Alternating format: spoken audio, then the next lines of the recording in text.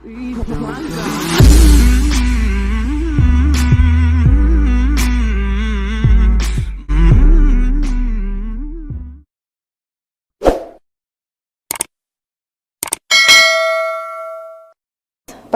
nama saya Beverly. Saat ini saya alhamdulillah sudah menjadi muslimah.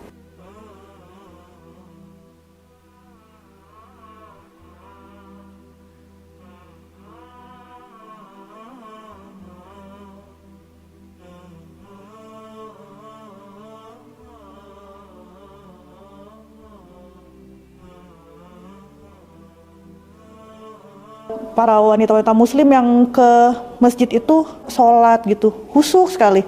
Kalau di gereja dulu saya suka ngobrol dengan teman-teman gitu. Jadi tidak akan menemukan ketenangan juga gitu. Mereka menggunakan mukena. Saya melihat di sini rapi sekali. Mereka menggunakan mukena, seragam, seperti tidak ada perbedaan gitu antara si kaya atau si miskin. Sedangkan yang selama ini saya gunakan apabila beribadah itu seperti kelihatan gitu, mana yang si kaya, mana yang si biasa saja, seperti itu. Nah kemudian kayak misalnya setiap minggunya itu teman-teman itu kan ke gereja stylenya keren-keren. Jadi ya saya ke gereja itu niatnya terbagi, bukan untuk beribadah, tapi juga misalnya kayak untuk ya biar nggak mau kalah gitu kan. Pada masa itu saya masih muda ya, gitu.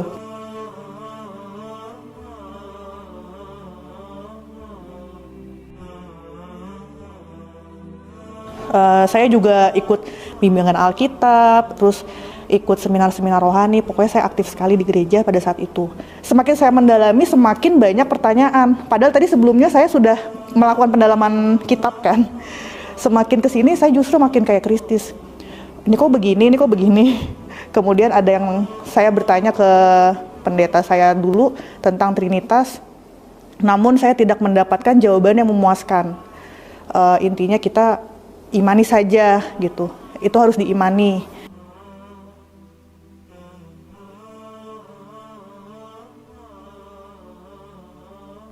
Saya cari tahu agama lain juga sebenarnya kan. Kalau di Katolik begitu, kalau di Hindu begini, kalau di Buddha begini. Saya juga sempat kayak membacalah sekilas agama-agama yang lain juga. Namun saya tidak menemukan ketenangan yang sesungguhnya yang seperti dari dalam hati sekali. Akhirnya saya mempelajari agama Islam dari teman saya, mencari berbagai sumber macam-macam. Itu saya belajar Islam diam-diam. Sembari saya belajar diam-diam itu, saya juga sambil bertanya kepada pendeta pertanyaan. Cuman saya lebih tidak menemukan jawabannya di agama saya yang lama. Sedangkan kalau di Islam saya selalu menemukan jawabannya, entah itu di Al-Quran atau di buku-buku seperti bukunya almarhum Insan Moko Ginta. Saya juga pernah membaca. Itu saya menemukan banyak sekali jawaban. Yang untuk judul sih saya lupa, tapi saya lebih sering melihat yang misalnya dia melakukan maksiat, kemudian dia mendapat sisa kubur. Terus sama misalnya kayak nanti yang pas dikubur itu yang pertama ditanya adalah siapa Tuhanmu. Nah kalau saya jawab Tuhan yang lain kan udah langsung caw ya, nggak masuk ke surga gitu. Kayak gitu. Itu saya mulai, aduh serem juga nih gitu kan. Terus banyaklah kisah-kisah lain yang kayak tentang perbuatan-perbuatan tidak baik itu. Ada kalau berbuat seperti ini akibatnya begini. Kalau berbuat seperti ini nanti di nerakanya ada hukuman yang begini-gini-gini. Kemudian kalau yang di buku itu saya lebih sering baca tentang kayak Bani Israel yang begitu.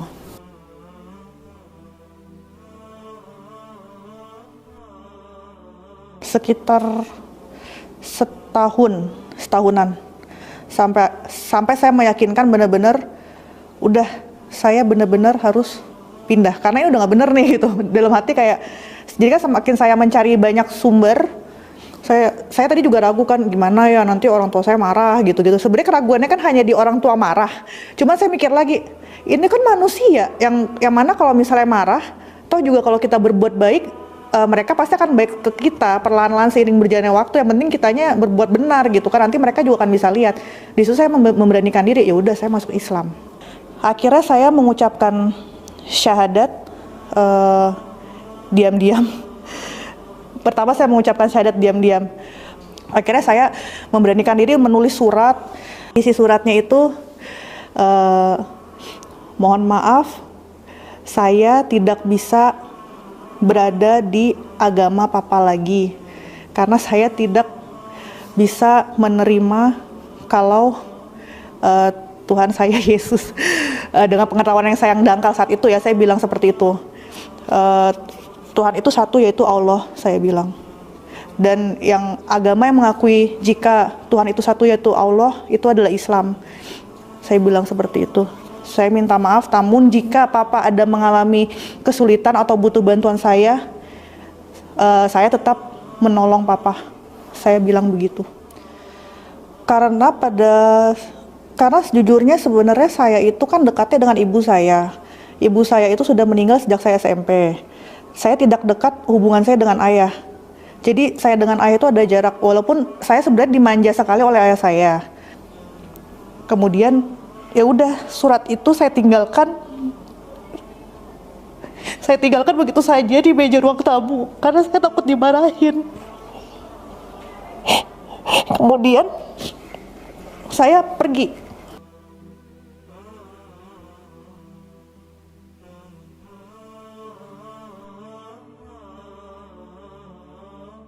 Setelah itu lambat laun akhirnya dia sepertinya melunak.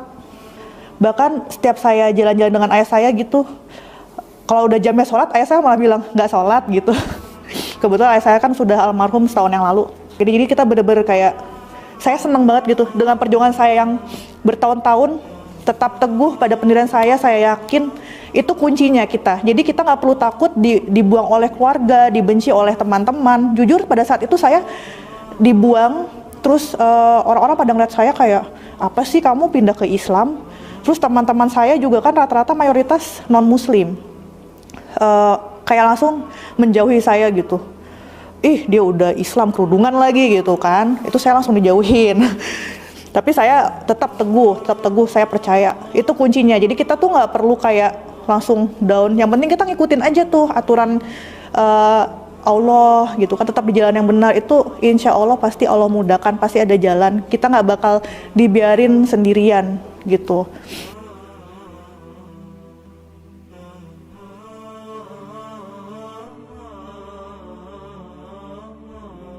Jujur dulu saya pun seperti selalu kayak dibilang, selalu diginin, itu kampungan gitu. Jadi saya tuh menganggap dari zaman saya kecil itu saya selalu menganggap, oh orang Islam tuh jorok, kampungan gitu. Maksudnya hitam gitu kan, maksudnya ya kayak gitu sih maksudnya. Maksudnya itu karena emang di doktrinnya Islam itu agama orang miskin gitu. Jadi dulu tuh saya kayak begitu kan, maksudnya nganggap orang Islam tuh agama yang kampungan gitu, karena saya belum ngerti gitu. Tapi setelah didalami ternyata enggak gitu, itu manusianya. Bisa kayak sembarangan gitu, itu kan manusianya gitu. Saya baru ngerti gitu. Begitu pandangan saya sih kalau ke teroris. Jujur iya juga sih, apalagi kalau misalnya yang hijabnya lebar-lebar itu sebenarnya udah kayak stigma negatif di saya pada saat itu gitu. Ternyata padahal hijab lebar itu ya untuk melindungi diri sendiri. Begitu.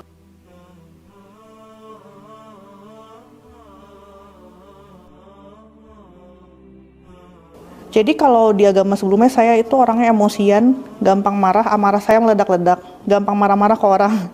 Kalau setelah masuk Islam ini agak lebih mereda, perlahan-lahan kan. Iya. Jadi dengan sholat itu, karena kan sholat sehari 5 kali, otomatis kan kita habis kayak gini, oh ya sholat gitu, udah sabar lagi. Terus wudu, oh iya udah tenang gitu. Misalnya kayak kita mau marah, taunya udah waktu sholat nih, udah nih wudu, sholat, tenang. Berasa juga pas waktu ibu saya meninggal, itu saya masih di agama yang lama, itu saya lebih depresi parah. Itu saya udah parah, pokoknya depresinya parah banget, sampai kayak ngurung diri di kamar, teriak-teriak sendiri, bener-bener yang kehilangan arah. Karena saya nggak tahu harus ngapain gitu. Tapi kebetulan setahun yang lalu ayah saya meninggal, saya memang mungkin agak sedikit down, Tapi saya masih bisa menghadapinya. Mulai dari ayah saya waktu itu sakit, saya sholat duha beberapa rakaat gitu. Saya merasakan tenang, oh ya sudah, pasrahkan, itu yang terbaik untuk ayahmu gitu. Itu saya lebih tenang dibanding dulu pas ibu saya yang meninggal waktu itu. Sekarang saya mungkin sholat, terus tahajud, terus kayak misalnya saya dihadapkan dengan pilihan yang sulit.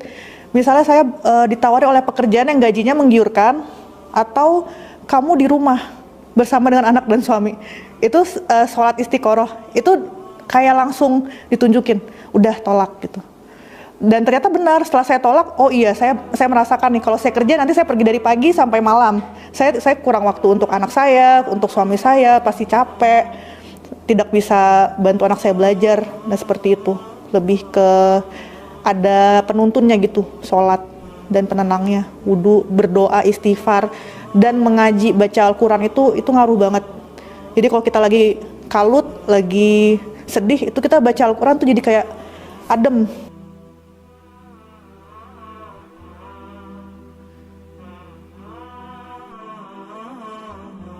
Nah, setelah itu saya bertemu dengan suami saya yang sekarang. Lambat laun saya banyak belajar juga dari suami saya dan dari keluarga suami saya. Saya banyak mempelajari agama, banyak mengikuti kajian-kajian juga, kemudian belajar Al-Quran, sampai pada akhirnya di bulan Juni kemarin itu mertua saya sering ikut kajian Umi Irena di Masjid Pondok Indah melalui Zoom. Kemudian mertua saya bilang, ini kamu mau ikutan nggak 3 bulan belajar Islam di Pondok Mu'alafah Center Umi Irena. Saya tertarik kan, karena saya merasa ilmu saya selama ini kayaknya belum maksimal gitu. Terutama kayak baca Al-Quran saya pasti masih belum benar banget. Maka dari itu saya coba-coba gitu. Awalnya saya pikir ya udahlah gitu, ikutin dulu gitu kan. Itu masih belum ada semangatnya, karena kan memang diberitahu oleh mertua kan, bukan kita nyari sendiri. Jadi ya saya pikir ya udah ikut aja. Gratis juga, saya pikir nggak ada ruginya. Melalui Zoom lagi, jadi kita nggak perlu kayak datang ke pondok di Sentul, itu nggak perlu. Semuanya itu melalui Zoom. Nah, seiring berjalan waktu, minggu pertama, minggu kedua, kok asik belajar di Pondok Umi Irena.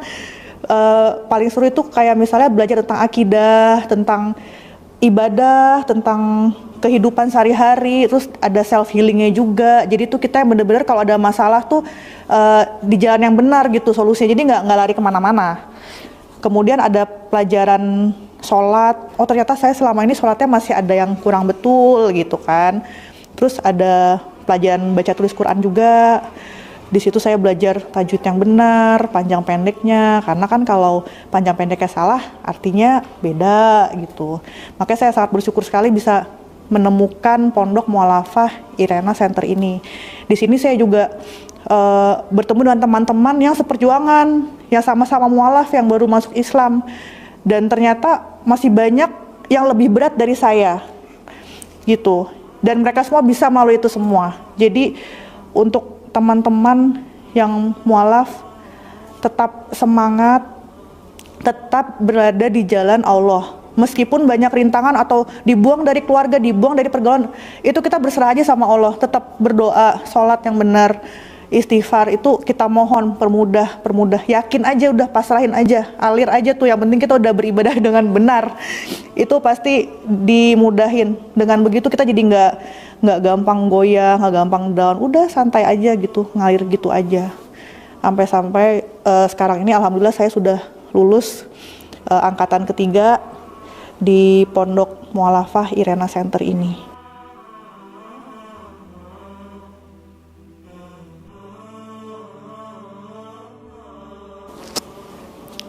Jadi saya ini masuk Islam itu ada kontribusinya juga dari majalah Hidayah.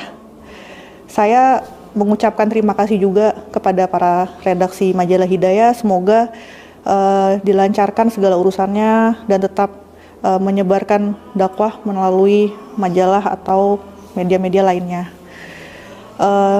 Pesan saya untuk eh, para mualaf atau mualafah, jangan pernah takut apabila kalian semua itu dibuang oleh keluarga atau teman-teman. Jangan pernah takut sendirian, karena itu hanya manusia.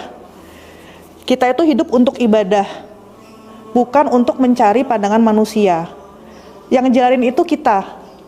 Istilahnya manusia mau menjauhi kita.